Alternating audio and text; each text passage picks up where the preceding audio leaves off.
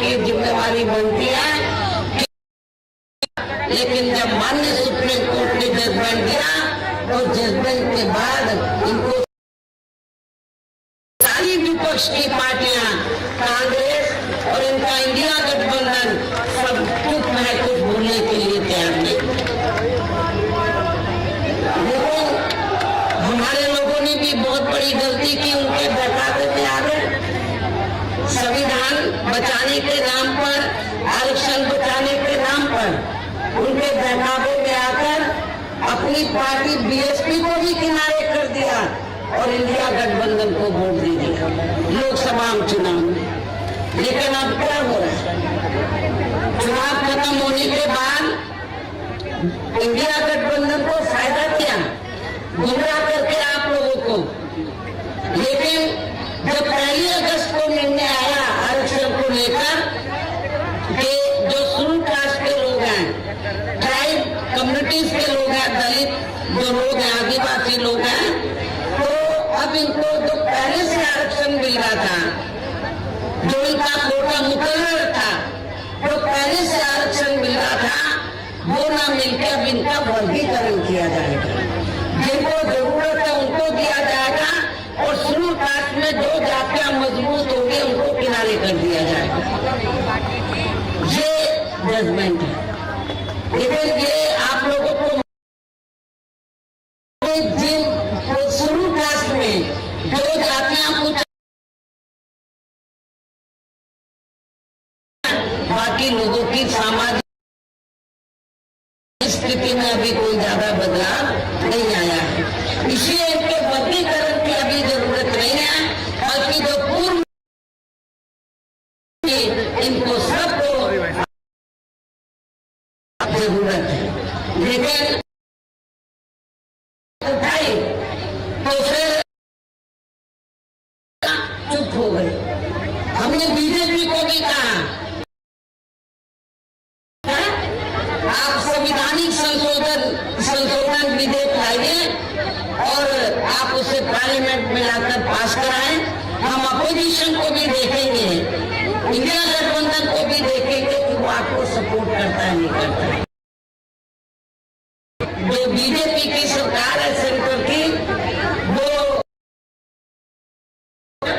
अभी तक नहीं जानी। अपोजिशन क्यों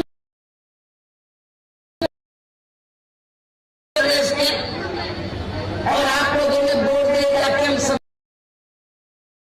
जब माननीय सुप्रीम कोर्ट तो ये सारी पार्टियां चुप हो गई।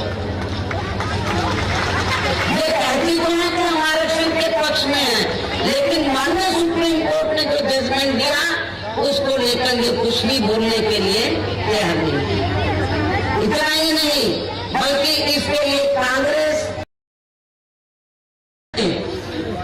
अभी तक भी केंद्र सरकार पर ऐसा करना तो बहुत दूर की बात रही, बल्कि इन्होंने माननीय सुप्रीम कोर्ट के इस निर्णय पर अभी तक कुछ भी खुलकर नहीं बोला है। और इस मामले में केंद्र की भाजपा सरकार व अधिकांश सभी विरोधी पार्टियां अभी तक भी चुप्पी साधे हुए हैं। यहाँ मैं ये भी बता देना चाहती हूँ कि माननीय सुप्रीम कोर्ट ने SC/ST आरक्षण में वर्गीकरण करने और क्रीमी लेयर को भी लागू करने का ये कार्य अब राज्य सरकारों के ऊपर ही छोड़ दिया है। अब ये राज्य सरकारों के ऊपर ही छोड़ दिया है, जो अब अपने हिसाब से इसका पूरा राजनीतिक फायदा भी उठाएंगे। साथ ही इसकी आड़ में इन वर्गों को बांटकर इन्हें आपस में ही लड़ाएंगे।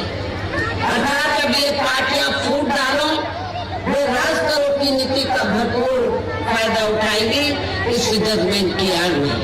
जबकि संविधान के मुताबिक अभी तक क्या था, ये जजमेंट आने से पहले, जबकि संविधान के मुताबिक किस जाति को SC/ST की सूची में शामिल करना है या नहीं करना है, तो इसका ये अधिकार अभी तक केवल संसद किसको था, पार्लियामेंट को था। संसद में माननीय राष्ट्रपति जी को ही दिया हुआ था संविधान के मुताबिक, जिसे 1 अगस्त 2024 को ऐलान कर दिया।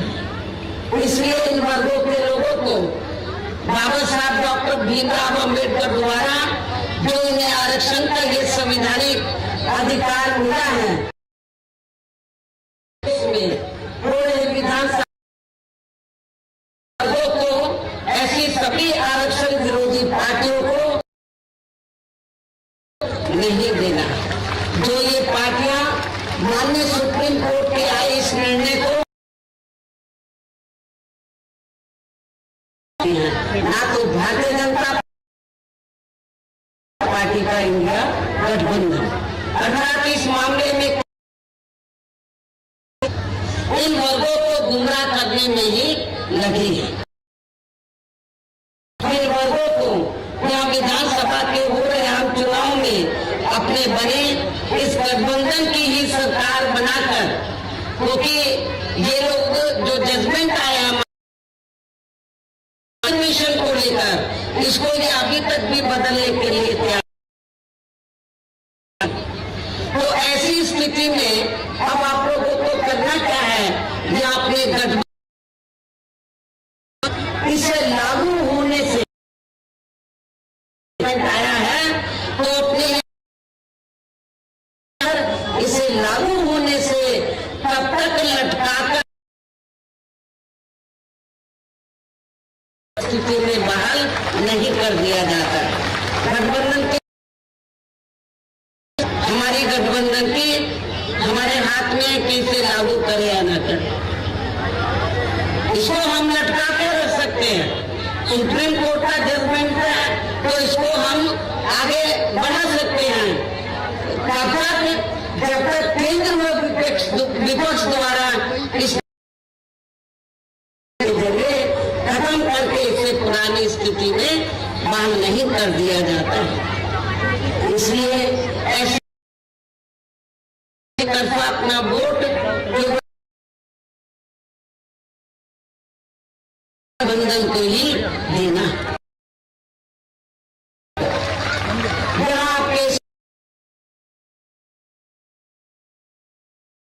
कुछ हद तक अंकुश नहीं, बल्कि केंद्र बीजेपी रही सरकारों ने इनका आरक्षण का कोटा नहीं भरा है, जिसे फिर अंत में किसी न किसी रूप में सामान्य वर्गों को ही दे दिया जाता है। जबकि उत्तर प्रदेश में जब हमारी पार्टी की सरकार बनी, हमने विशेष अभियान चलाकर इस आरक्षण के कोटे को हमने पूरा कराया था। पदोन्नति में आरक्षण को तो इन्होंने माननीय कोर्ट की आड़ में काफी हद तक खत्म कर दिया। इसके साथ ही केंद्र व राज्यों की भी सरकारों द्वारा इन वर्गों के लोगों को प्राइवेट सेक्टर में आरक्षण दिए जाने की व्यवस्था किए बिना ही इनके ज्यादातर सरकारी कार्य अब यहाँ प्राइवेट सेक्टर के जरिए ही देश के अधिकांश बड़े बड़े पूंजीपतियों व धनराशियों को ही दिए जा रहे हैं, जिसके कारण आपके यहाँ हरियाणा प्रदेश सहित पूरे देश में अब इन वर्गों के लोगों को काम मिल पा रहा है, क्योंकि प्राइवेट व्यवस्था नहीं है। और इससे अब पूरे देश में अन्य पिछड़े वर्गों को भी है। जब लोगों को ये भी मालूम होना चाहिए, इन्हें मंडल आरक्षण की सुविधा केंद्र में कांग्रेस पार्टी की रही सरकार में नहीं मिली है, बल्कि बीएसपी के कड़े संघर्ष एवं अथक प्रयासों से केंद्र में रही श्री बीपी सिंह की सरकार में ही मिली है। हमें काफी स्ट्रगल करना पड़ा, जिसका भी अब यहाँ जातिवादी विरोधी पार्टियों की चल रही सरकारें उन्हें पूरा लाभ नहीं दे पा रही हैं। इसके साथ ही श्री बीपी सिंह की सरकार ने ही इन वर्गों के मसीहा परम पूज्य बाबा साहब रत्न की उपाधि से सम्मानित किया गया। जब बीपी सिंह की सरकार थी तो तभी बाबा साहब को भारत रत्न की उपाधि से सम्मानित किया गया, प्रकार से पात्र भी थे। जबकि इन्हें ये सम्मान इनके जीते जी केंद्र में रही कांग्रेस की मिल जाना चाहिए था, लेकिन इस पार्टी की सरकार ने इनके देहांत के बाद भी इन्हें ये सम्मान नहीं दिया। कांग्रेस पार्टी की सरकार ने इनके देहांत के बाद भी इन्हें ये सम्मान नहीं दिया। इससे वर्गों के प्रति इस पार्टी की हीन व जातिवादी मानसिकता साफ झलकती है। इतना ही नहीं बल्कि इनके कार्यों को आगे बढ़ाने वाले वे हर मामले में समर्पित व्यक्तित्व माननीय श्री कांशीराम जी के देहांत होने पर केंद्र में रही इसी कांग्रेस पार्टी की सरकार ने इनके सम्मान में एक दिन का भी वर्गों के लोगों को जुर्म जाति से निजात दिलाने के लिए जो भी यहाँ नियम व कानून आदि बने हैं तो उन पर भी केंद्र सही से अमल नहीं कर पा रही है। दलितों, आदिवासियों व अन्य पिछड़े वर्ग वालों का मनोबल और भी ज्यादा बढ़ा है। और ये सब हमें जहाँ आपके हरियाणा प्रदेश में भी मिल रहा है। इसी प्रकार मुस्लिम व अन्य अपने समाज के लोगों की भी अधिकांश मामलों में हालत कोई खास अच्छी नजर नहीं आती। अपर पात्र समाज गरीब लोगों की भी आर्थिक स्थिति अभी भी यहाँ आपके हरियाणा प्रदेश से पूरे देश में काफी ज्यादा खराब व दयनीय बनी हुई है। इनके अलावा आपके हरियाणा प्रदेश से पूरे देश में सब समाज में से कर्मचारी नजर आते हैं। और केंद्र में अभी तक की गई सभी सरकारों द्वारा बनाई गई उनकी गलत नीतियों के कारण दुखी भी रहा है और अभी भी है। लेकिन इन सबकी मुख्य वजह हमारी पार्टी केंद्र में और आपके हरियाणा प्रदेश में भी यहाँ अब तक की अधिकांश रही विरोधी पार्टियों की सरकारों की गरीब व किसान विरोधी तथा इनकी जातिवादी, पूंजीवादी व संकीर्ण मानसिकता के तहत बनाई गई उनकी गलत नीतियों व गलत कार्य प्रणाली को ही काफी हद तक जिम्मेवार मानकर चलती है। और इस मामले में खासकर इनकी गलत आर्थिक नीतियों की वजह से ही आए दिन जहाँ पूरे देश में गरीबी, बेरोजगारी व महंगाई आदि भी काफी ज्यादा बढ़ रही है, जिससे आम जनता काफी ज्यादा परेशान व दुखी भी है। इसके साथ साथ अभी भी अपने देश में भ्रष्टाचार हर स्तर पर काफी ज्यादा फैला हुआ है, जिससे आपका खुद का अपना हरियाणा प्रदेश भी अछूता नहीं रहा है। और इन सब का मुख्य कारण हमारी पार्टी नजर आती है, जबकि पूरे देश में बीएसपी ही अकेली एक ऐसी पार्टी है जो विरोधी पार्टियों की तरह देश के बड़े बड़े पूंजीपतियों व धंधा सेठों की आर्थिक मदद से नहीं बल्कि अपनी पार्टी के ही आम कार्यकर्ताओं की आर्थिक मदद से चुनाव लड़कर यहाँ केंद्र व राज्यों की भी सत्ता में आना चाहती है, ताकि हमारी पार्टी सत्ता में आने के बाद फिर बिना किसी दबाव के वे आजाद होकर सर्व समाज के लोगों की सभी समस्याओं का समाधान करके उन्हें हर मामले में व हर स्तर पर यह खुशहाल बना सके। और इसी आधार पर चलकर ही आबादी के हिसाब से देश के सबसे बड़े प्रदेश उत्तर प्रदेश में, आपका पड़ोसी राज्य उत्तर प्रदेश, तो देश के सबसे बड़े प्रदेश उत्तर प्रदेश में 4 बार हमारी पार्टी ने अपने नेतृत्व में वहाँ सरकार भी बनाई है।